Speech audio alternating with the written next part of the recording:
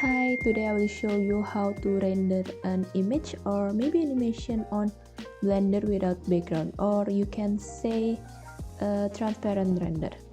Thank you so much for being here. It will truly mean the world to me if you hit that subscribe button. Thank you. Let's say I have this animated object here with HDRI background, but I want to render it in transparent. I'm using cycles for the render engine. Also, make sure the output is PNG because we are going to render it in PNG sequence.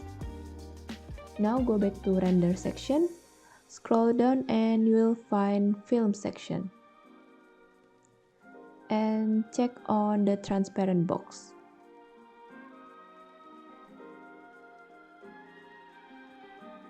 I almost forget about this.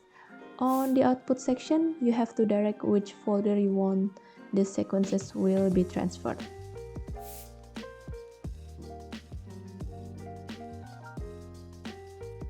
Okay, now go to render and render animation. By the way, if you only need to render an image, just choose render image here. Thanks for watching. Feel free to drop any question in the comment below.